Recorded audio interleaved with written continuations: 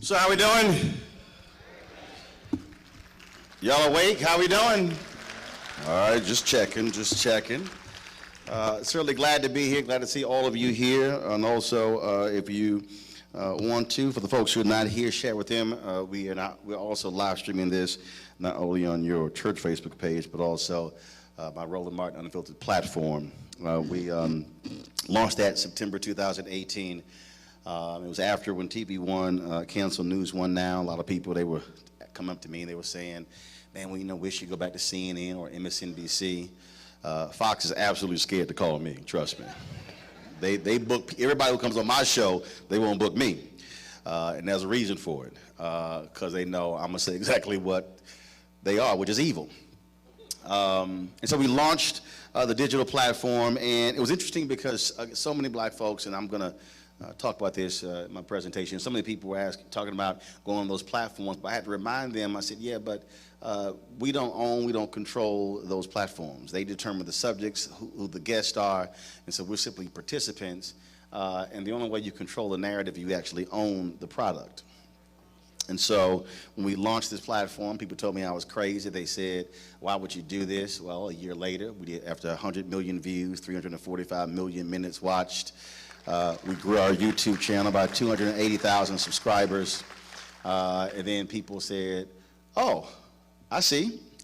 And then in the same time, NBC launched their digital streaming service, ABC expanded theirs, CBS expanded theirs, and a number of other companies did as well. I said, well, if they figured it out, now y'all understand what I was talking about. And the reason that is important is because I run 3 black newspapers. I understand what it means when you control the narrative. And unfortunately, too many of us are dependent upon asking white folks for asking them to cover us, to tell our story, and then we wonder why it gets told wrong. Which also means that we must take it upon ourselves to support what is ours. And so we can't keep saying, well, we need this and we need that, and then we don't actually support it. And so that's why it matters. It matters that we must do that because, trust me, when black folks, when we watch MSNBC more than any other network in prime time. So there's a reason they made $760 million. There's a reason why CNN made more than $780 million. Fox made $1.32 billion. And so we actually watch TV more than anybody else. Look at the Nielsen Consumer Report on African Americans. We consume more than 50 hours of television a week. That's more than actually a full-time job. And that's why when you see black content on Lifetime and WeTV, that's because of that. When Oprah launched her network, didn't have many black shows. It's real black now. That's why you have that. But also, I think too many of us are living in the clouds because you have 8 networks that target African Americans. TV One, Clio TV, BET, BET Her, Aspire, Bounce, OWN, and Revolt that do 1,344 hours of content a week, yet not 1 hour a week is dedicated to news.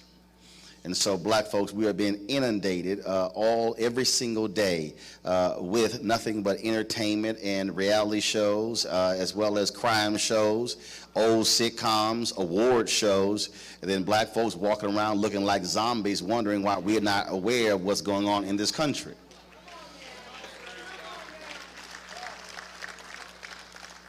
Here you have that fool lying tonight at the State of the Union, and then you're not going to have any black breakdown on any black network of what he was talking about. And if you are a member of the Congressional Black Caucus, the largest group of elected officials in the House Democrats, in order for them to explain their perspective, they're going to have to go on a white network to do it because no black network has the guts to actually have a show.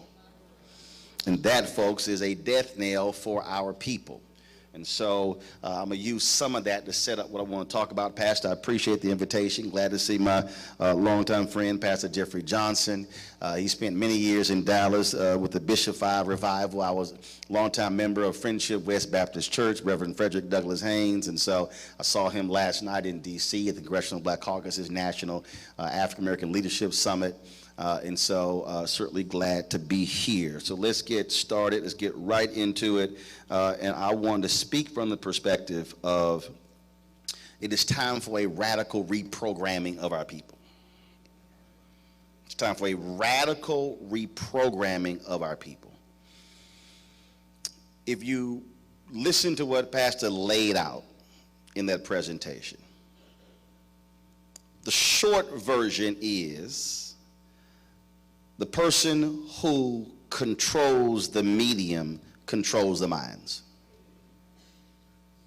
The person that controls the medium controls the minds.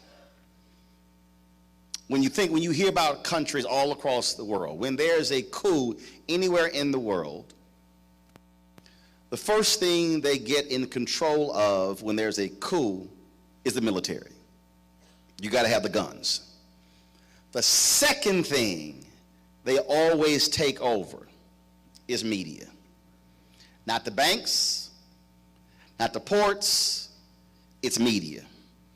Because they understand that when you control media, then you're able to dictate to people what it is they hear and see and then how they respond. So what happens is they used to take control of the television stations, the radio stations, the newspapers. Now the first thing they do in any place in the world is they shut down the internet because you don't want it to have this unfiltered platform. In China, they control the internet. Google goes into China. All these companies go into China and they say, you have to put these provisions in place to censor the content because we don't want our citizens to be aware of certain things, because in China, that is a communist system, so therefore they still want to control the minds of the people, so you limit the information that they're able to receive. And when you limit the information people are able to receive, then you can move them any way you want to. How did Hitler gain a foothold in Germany? His mastery of media and controlling media and the propaganda they were pushing out in terms of media. Why is Donald Trump able to lie? Why do you have white conservative evangelicals who treat him like he's the son of Jesus? Because Fox News and conservative talk radio every single day is pushing out this constant narrative of how he's great and wonderful. Why were they so appealed to him? Because for 8 years when you had a black president, all they said was, America's weak, he's weak, He bowed down. He doesn't respect America. He's not a Christian. He's a Muslim. They said all kinds of stuff about his wife as well. And so there's no wonder white folks reacted the way they did in 2016 when Trump ran, because for 8 years, all they heard every single day was how awful America is under Obama, how bad the nation is under Obama, how terrible it is. And then all of a sudden, here comes John Wayne to the rescue to so-called make America great again. And they ignored all the women he sexually assaulted. They ignored the 3 wives. They ignored all the baby mamas he got. They ignored all those things, and they said that's our savior. Because conservative media framed it that way. That's the power of media. Dr. King and his folks in the Black Freedom Movement understood that, because they realized that how you shape the narrative then determines how people respond. White folks in America didn't care about the civil rights movement until they saw the water hoses in Birmingham. LBJ could not get Congress to move on the 1964 Voting Rights Act, the 1965 Voting Rights Act. But it wasn't until white folks saw black children being attacked by dogs and water hoses, then they said, we've got to do something. They got to get the right to vote. What I'm trying to set up here is that media shapes the narrative and determines what we see. That's why it's important, why you got to have black folks not only owning but also in mainstream. Go back to the Kerner Commission report, 1968. That report was designed to study why, if the riots take place all across America, do understand that all of those events that took place in the 1960s, there's nothing even before then, there's nothing in the history of America that black people have gotten that did not come as a result of black blood. Black folks had to die every time. Anything that happened that we got happened because somebody black died as a result. So they studied the riot and they disagreed on all kind of stuff, but they did come to one consensus. They did say that there was no diversity in media. So the Kerner Commission report said there are 2 Americas, 1 white, 1 black. And then they called for the broadening or the opening of doors in media. And so the reason you saw the first waves of African Americans in mainstream media took place after the Kerner Commission report in 1968. And so I'm laying all of that out so you can understand that when you talk about how did we reach this point, that the Bible can be set in the motherland, and you go to black churches today and it looks like a Trump rally. I have been in black churches and I've seen stained glass windows all around, and I swear I'm looking at a Trump cabinet meeting of nothing but white people. I've gone to places and they've taken this view of, from the Sistine Chapel, that this is what Jesus looks like, and blonde hair and blue eyes, and folks have run with that, and Jesus did not look like Brad Pitt. In fact, if you took the movie 12 Years a Slave, Chiwetel Ejiofor and Brad Pitt, Jesus looked more like Chiwetel Ejiofor than Brad Pitt. But the person who is in control of the narrative sets the tone. And what we have done is we have fallen victim to his story and not history. And so we are continuing to to allow white supremacy to define how it is we see not only the Bible, but how we even see ourselves. We are walking around today still operating with a white supremacy mindset, even when it comes to black people. When I had my show, a brother told me, he said, man, when are you going to get you a show? I was like, I'm on TV every day. 7 to 9 on TV 1 for 4 years. He said, no. I mean a real show. I said, a real show? I said, do you realize that when this is when Brian Williams, before he was exaggerating stories and he got demoted, that's just fact. I said, do you realize that when Brian Williams comes to Washington, D.C. to do the NBC Nightly News, that Brian Williams sits in the exact same chair that I sit in? I said, do you know that there's a glass table just to the left on the second shelf? It's a mirror and a bristle brush. I said, Brian can't use a bristle brush. I said, brother, do you realize that the cameras in the background and the walls are the exact same? I said, because see, what you don't realize is that we contract the studio out with NBC News Channel. You don't realize that we send the signal from the fiber optic line from Washington, D.C. to our satellite location in Denver, which then goes up to the satellite uplink, which broadcasts around the country. I said, so I use the same studio, sit in the same chair, send the signal the exact same way as they do, but you don't think my show is real because it's on a black network.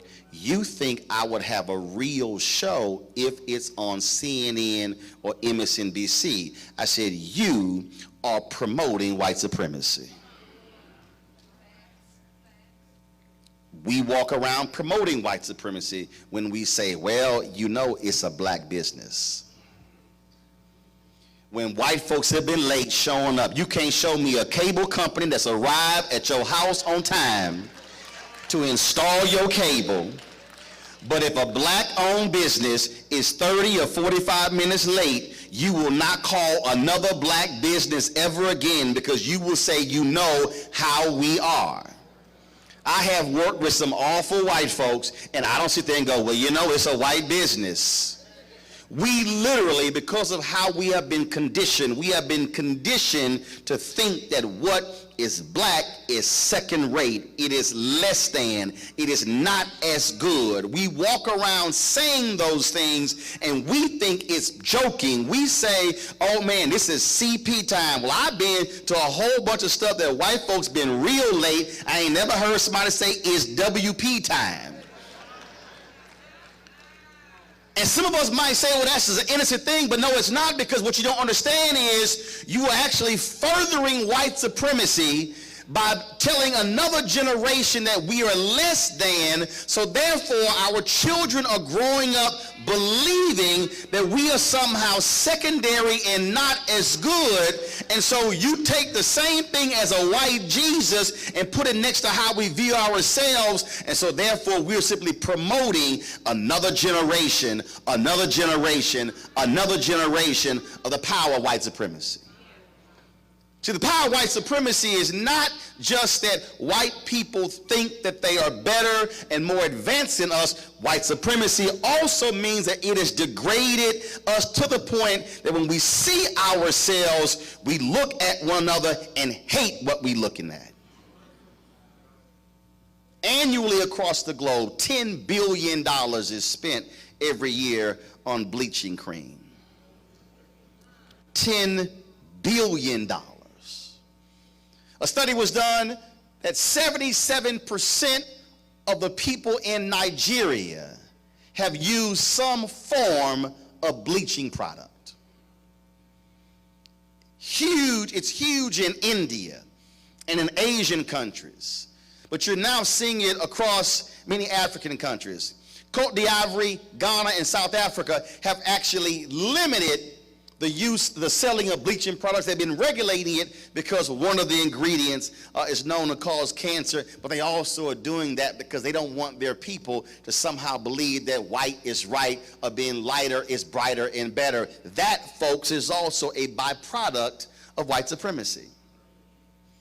The reason that we are dealing with this whole issue in terms of how the Bible is viewed today is because it was designed that there's no way in the world we're going to somehow give people of color, give black people credit for any of this. So therefore we must redefine the Bible and redefine the images. And so when you see the angels, they're white. When you see Jesus and his disciples, they're white. You see that. But if you actually go back even today to exactly where the Bible was set, you walk around saying, I don't see that many white people. What does that tell you? It tells you that that was by design, that they did not want that to be the message, because again, that would be unsettling to white people to have to acknowledge that Jesus had feet like bronze and his hair was woolly. And you see somebody white with woolly hair, you know is something black up in that lineage. See, we just have to be honest in terms of exactly what is going on here. And so it's no shock. And so then what happens is we then, by us promoting that, what we're doing is doing the work that they had already put in place, as opposed to saying, no, we've got to now redefine or reprogram ourselves. So why am I using the phrase that we have to reprogram ourselves? 2 years ago, when they had the MLK 50, commemorating the 50th anniversary assassination of Dr. King, I was interviewing a number of civil rights luminaries across the country.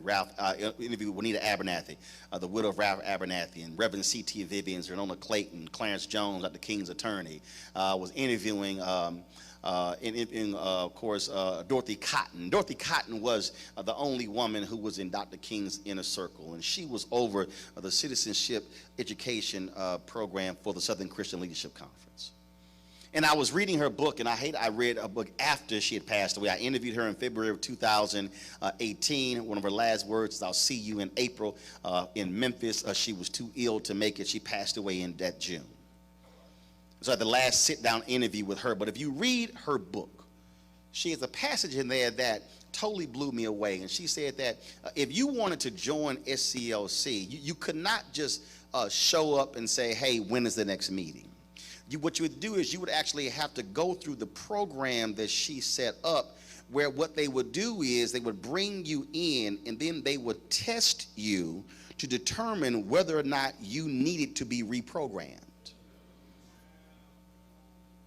Dr. King, the program was set up, you could not join SCLC until they had determined what was your state of mind.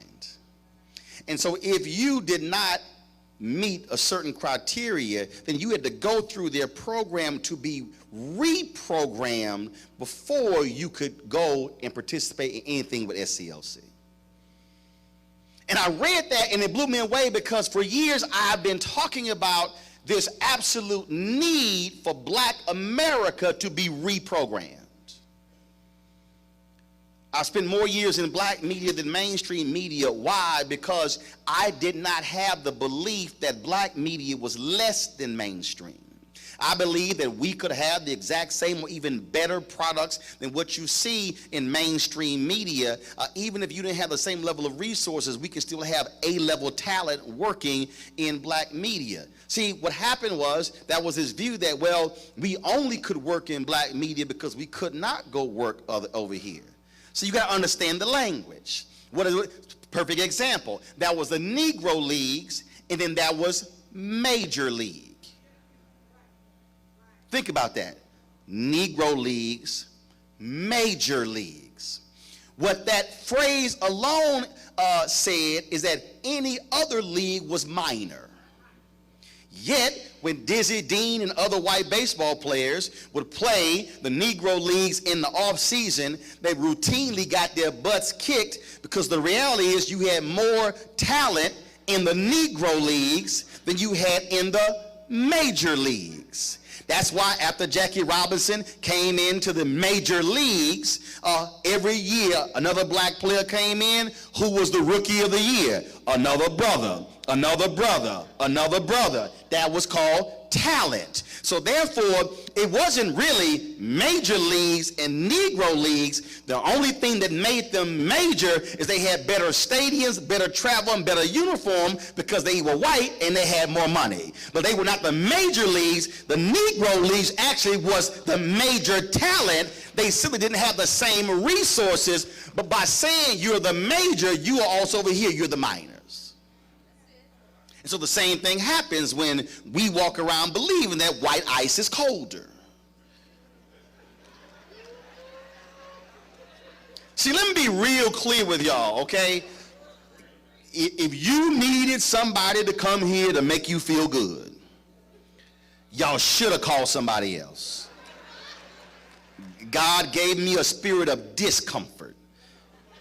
I make folk uncomfortable on television. I make people uncomfortable on radio.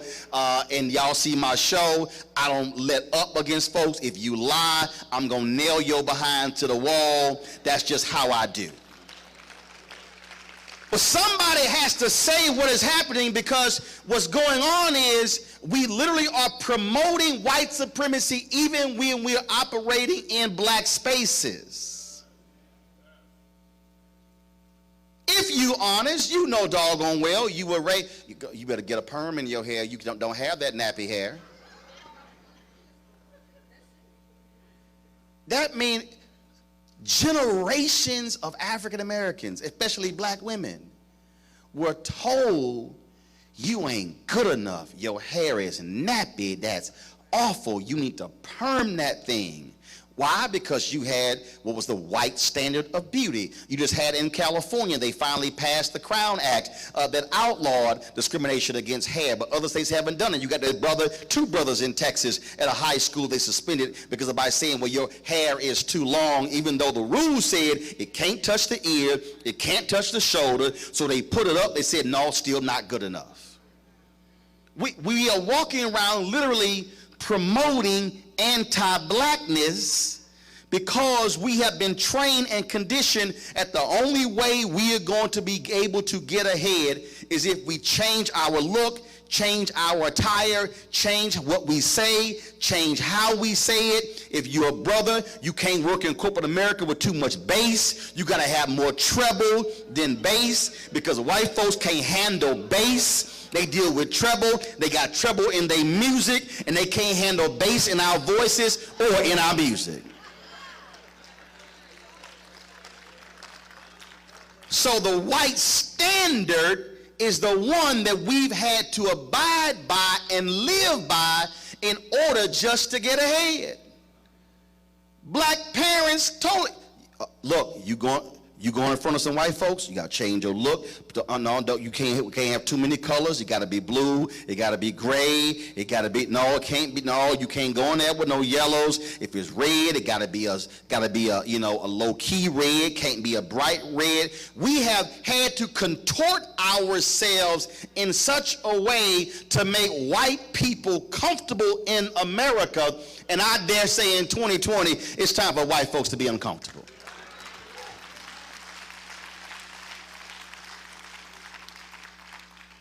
It's time for us not to fall for the same traps. And look, this ain't just us. I was in Ghana for 10 days in December. And so we pull up to the hotel. We get there. It's at night. We pull up. And y'all, I ain't even out the car and I'm about to cuss.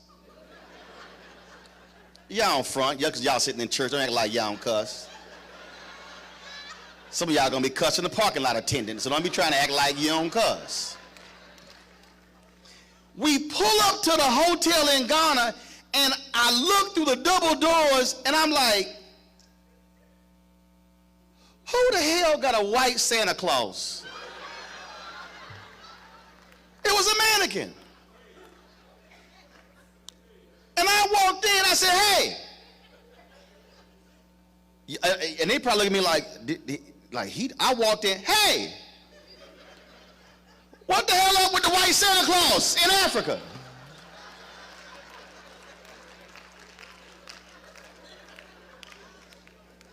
I said, now y'all got to take that down while we here. Think about that. We are in Ghana. And I'm seeing a chubby cheek, red-faced white man in a Santa suit. I don't mean no disrespect. I don't care. Look, y'all, I don't care. Santa ain't real, okay?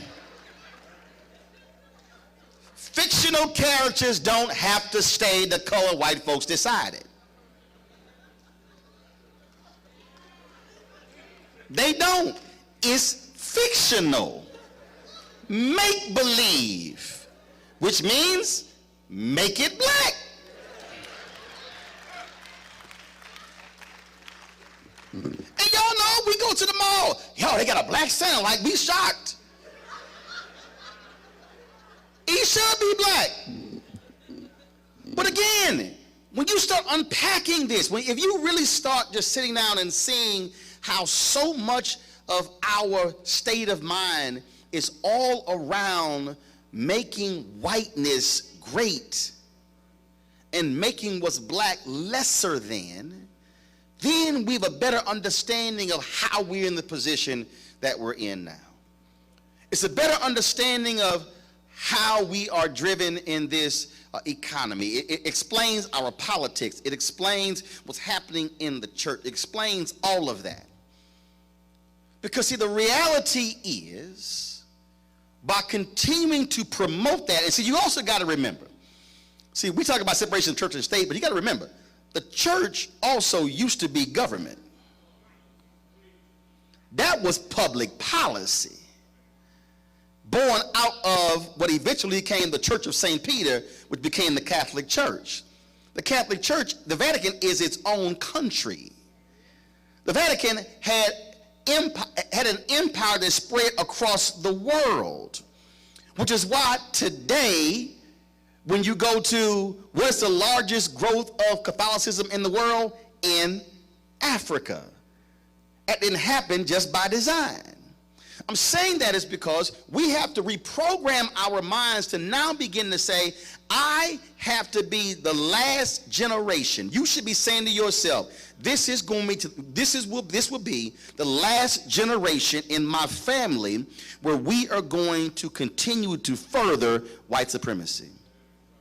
You must make a decision now whether or not you are going to allow that to continue for another generation and another generation, or whether or not you are going to say, we are now going to reprogram our children and our nieces and our nephews and begin to present them with a whole different world. We love to verbalize, our history doesn't just go back to slavery. We were once king and queens. Well, don't run around saying we were once king and queens if you ain't picked up a book to actually find out what kings and queens we were.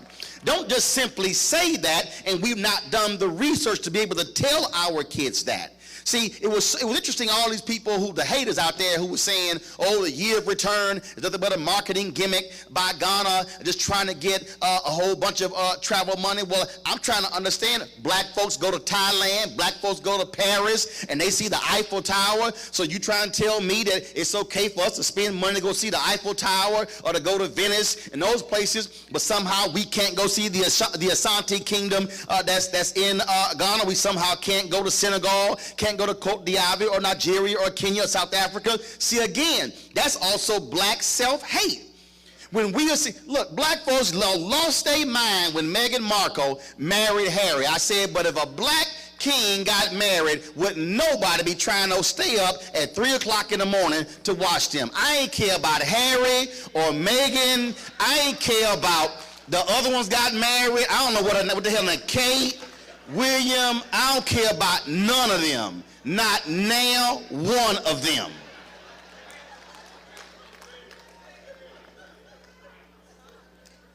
But black folks were losing their mind. Meghan married a prince. Okay, I'm going to go see Prince Hakeem get married and coming to America too. I'm good. And everybody going to be black in that movie. No, but I want you to think about that. I want you to think how black people reacted. God, he picked one of us as his wife. And I'm going, okay. People were just losing their mind.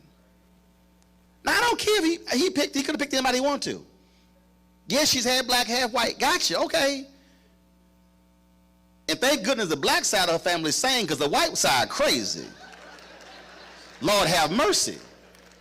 I can guarantee you if she had a black daddy and like her white daddy, they wouldn't be paying him to give interviews. I'm just saying.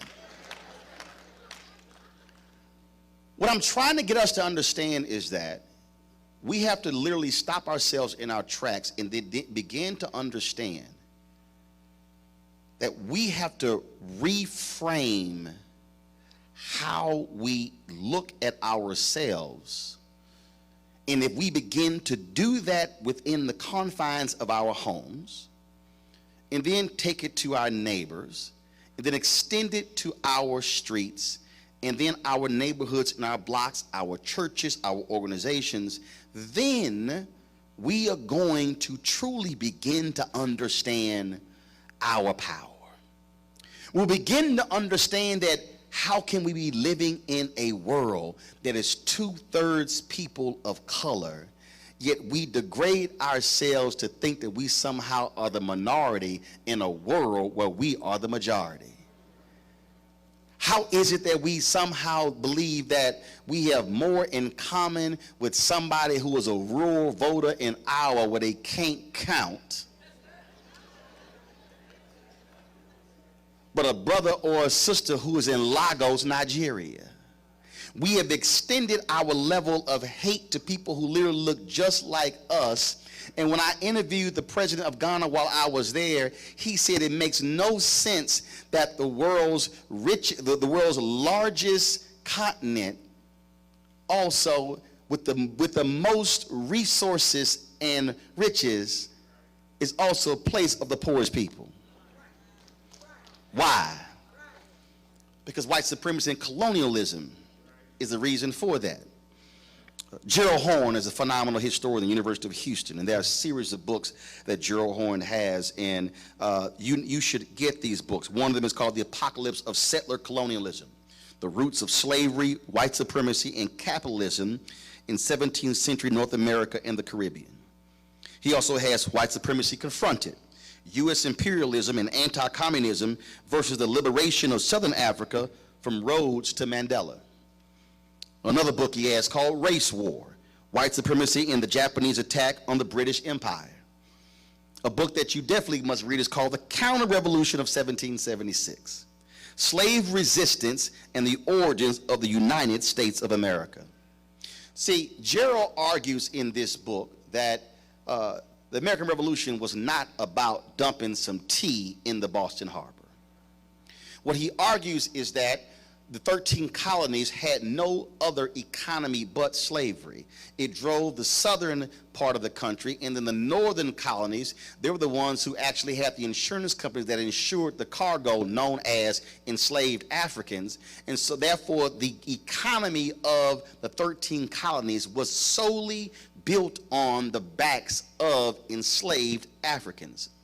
He says the 13 colonies had fear that England was going to eventually outlaw slavery, which will have decimated their economy. So he lays out in his book that that was one of the reasons why the 13 colonies also wanted to secede, because they wanted the freedom to be able to continue slavery. Yet we walk around on July 4th talking about tea and freedom, when in fact, if you study the history, the British created territories saying to enslaved Africans, if you get to this part, which is now Florida, you will now be in free territory.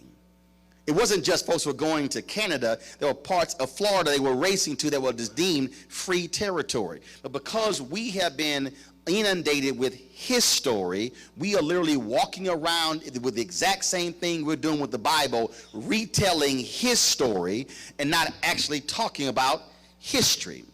You can go to Tennessee and they talk about, oh, let's go see Jack Daniels. No, let's go see the black man who actually showed Jack Daniels how to make whiskey, but never got the credit for actually making the whiskey. Let's actually go see who that is. We talk about, of course, oh, well, who created the telephone? Well, let's talk about the brother who was also working with them. We can walk down in American history. I was just reading just today of the sister who designed the actual portrait of FDR that's on the dime, but it was giving credit to somebody else who was white. We can go on and on and on with that. We have loads and loads of history where we were not giving proper credit for the work we've done. I mean, it's only because of the movie Hidden Colors that we know about the brilliance of those black mathematicians, those sisters who were with NASA. But if it wasn't for those stories, we would not even know they existed. That is because it is by design for us to be walking around in a state of ignorance as opposed to in a state of supreme knowledge. And if we are walking around with history, with his story in our brains, all we're doing is passing down the exact same thing like DNA to our children and to their children and their children. I say this generation has to say, no, this ends today. This ends now.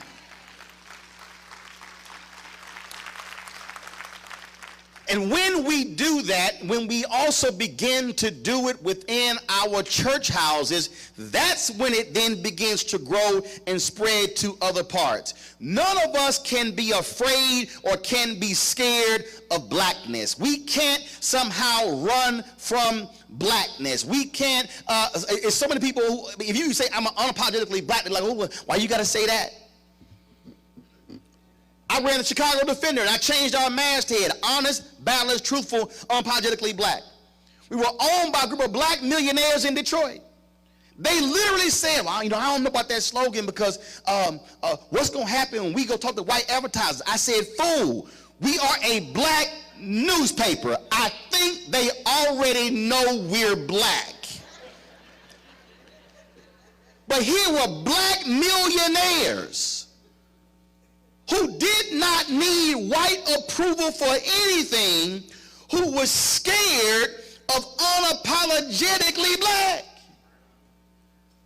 And we've got black Christians who are scared to actually put a real image of Jesus that conforms with the very Bible they are teaching in their churches, as if somehow they got to get approval. And I'm like, wait a minute, if your whole church is black and you've been fed on your tithes and offerings from black people, who are you afraid of?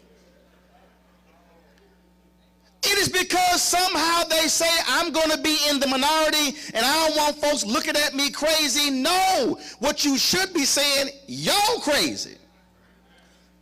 You're crazy for continuing to present a wrong and distorted and unbiblical view of the word by virtue of who you are showing.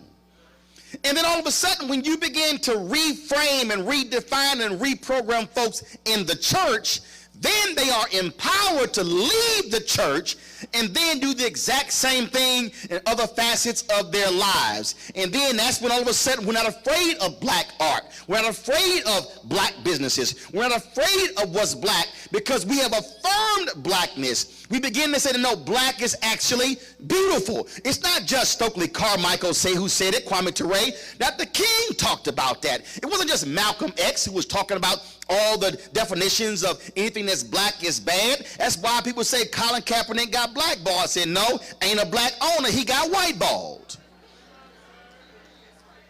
And people say, well, why do you keep using whiteball? Because they white. And keeping him from playing ball. Some of y'all gonna get there at least halfway home. The very phrases we use, the words we use, dictates how we begin to see each other. And that's why when Bible talks about the power of the tongue. What we are saying to one another dictates how we then see and feel about one another. We're living in a time where the features of black women, which this country and the world for generations hated, despised, degraded, trashed. Now all of a sudden, everybody trying to get big butts, big full big lips, exotic features, braids. I can go down the line. You got folks in mass media who all of a sudden now, oh my God, y'all understand, you can't mention no Kardashian on any of my shows.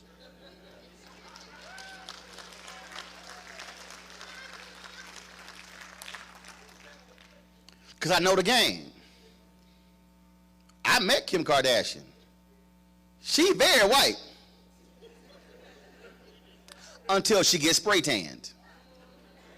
I'm sorry. Did I upset some people? Demi Lovato. Oh, I had a great Star Spangled Banner. That ain't her color. Why am I saying that? Because now all of a sudden, bronze is a good look. Now you have folks who are making millions appropriating what they used to say was awful. And the people who are appropriating that and now making the millions and billions don't look like us. So isn't it interesting? When I was watching the documentary on Sam Cooke on Netflix, you realize that it was a white manager who stole his publishing. Then I sat there and I said, well, I wonder if we're also the ones who are now making the documentaries on our own people. I said, so here we had our music stolen, and now we can't even make the same money on doing stuff on our own people. See, this thing extends, this thing goes much deeper and much broader. And so when Pastor laid out how leaders took the images of the Bible and redefined it through the prism of whiteness, that now extends to every part of our society, and we then are promoting that as somehow as being good, and then we look at inequality of wealth. We look at the average black family with $5,000 in wealth, the average white family with $110,000, and then begin to understand how white supremacy created all this entire system at this, not just this country, but this world is based on.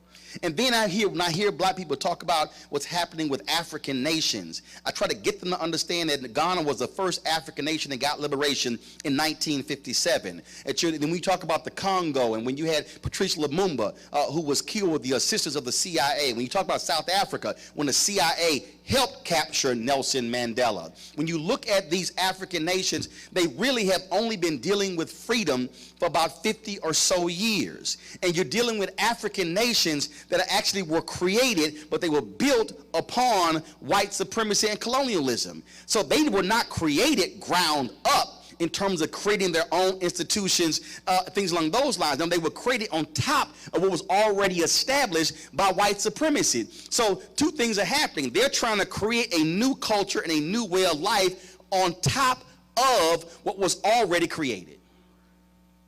And we're in the same way, which is why that's why the church matters. Because if there are institutions that we control, Dr. King laid this out in his book, Hey Outside Community, Where Do We Go From Here? He said there are 4 institutions that are proudly positioned to save black America. He said the black church, the black press, fraternities and sororities, and professional organizations.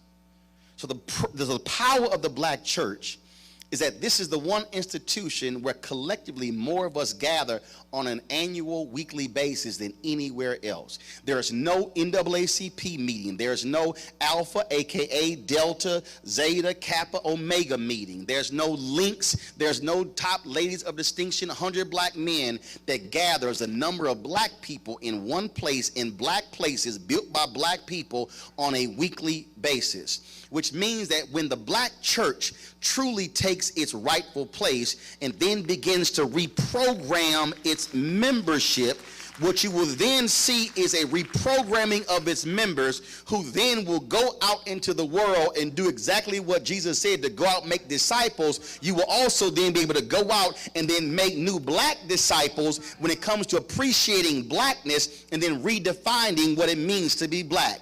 And then when you do that, and then it trickles in from the pews in the church down to the children's church, and then down to the nursery. Then all of a sudden black children who then come out of the womb and then go into the nursery, and then go from that to kids church, and then come into the pews here, that means they will have 18 consecutive years of affirming blackness, of understanding what it means and the power of that. So then that means that when they now are 19 and 20, they're not walking out in the world confused about who they are and allowing somebody else to dictate them. So then when they are presented with some nonsense in classrooms, they've already been fortified in that space, led by the black church, to say, no, that's simply not right. See, what really should be happening in our school is not we have black kids who are being kicked out of class because they say they can't sit still.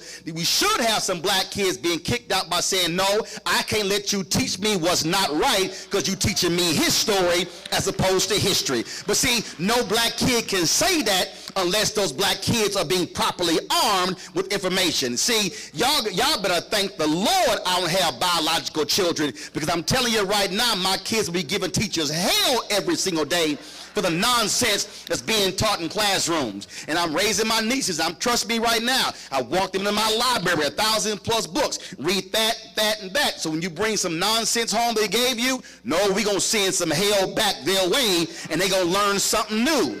Why am I saying that? Because the only way you can redefine and reprogram a people is when you begin to accept in your own mind, as Dr. King said, you got to write your own Emancipation Proclamation. You got to free your own mind, and you can't have a free mind if it's bought and controlled by somebody else. See, when I was at CNN, y'all don't understand.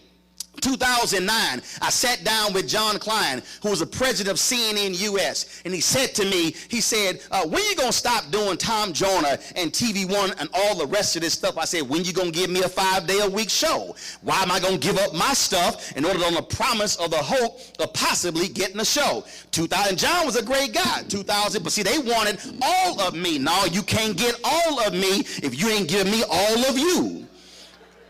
And so in 2010, John Klein got fired from CNN. Well, guess what? When I left CNN in 2013, I still had TV One, still had Tom Joyner Morning Show, still had my books, still had my speeches, still had my own company. Because, see, I never bought into the notion that CNN was better than TV One. That's why on the night Obama was elected in 2008, I told them I'm going to have to take 3 breaks from being on the air because I've got to go do TV One. They said to me, I never forget, they said, wait a minute. Don't you know that you're going to be on CNN in 200 countries? I said, I understand that, but let me be real clear with y'all. TV One paid me before y'all paid me. And so I don't believe that they are less than on the night a black man's going to get elected president, so I'm going to step away and do them while I'm doing you. Why am I saying that? Because, see, I never looked at black media as being secondary to CNN or MSNBC on the rest of them. That's why when I step to the table, I'm bringing blackness with me, because guess what? I'm only going to be here for a time. As I say, I'm likely to get fired anyway, so I might as well say what I got to say while I'm there.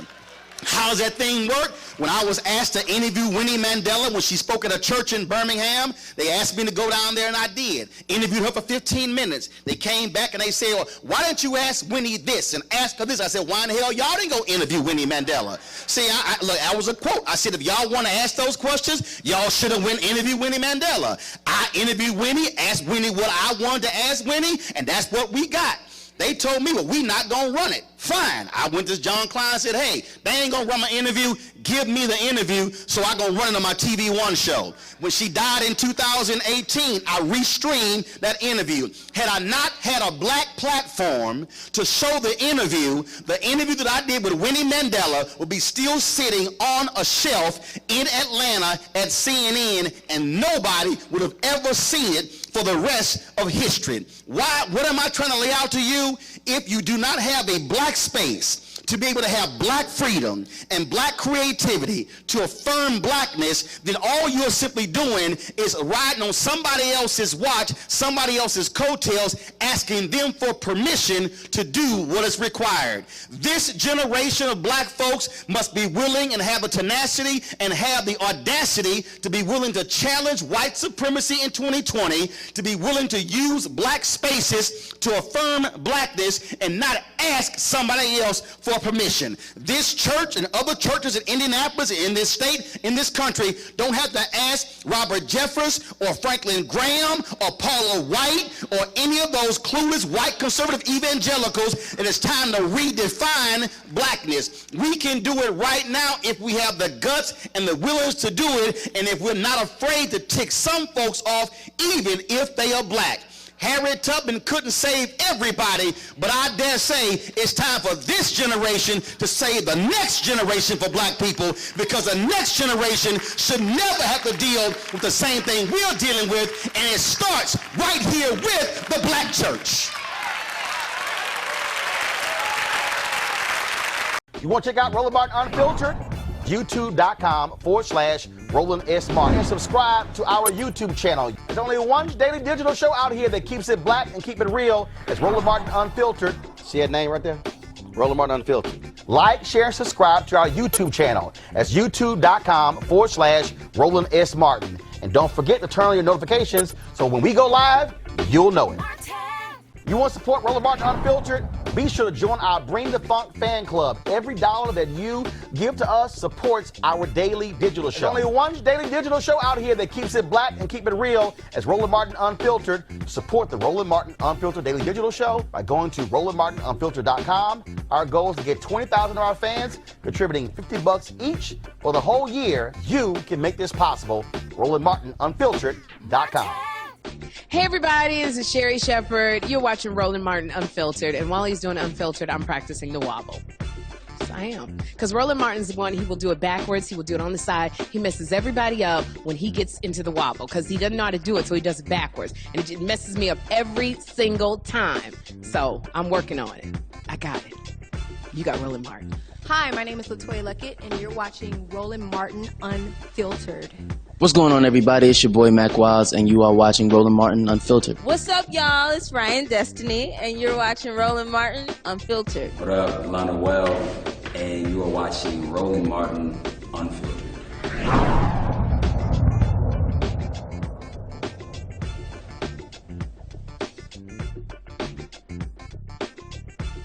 Hey fam, want to check out Roland Martin Unfiltered? The blackest show on all of digital, cable, and broadcast. Check out our audio podcast.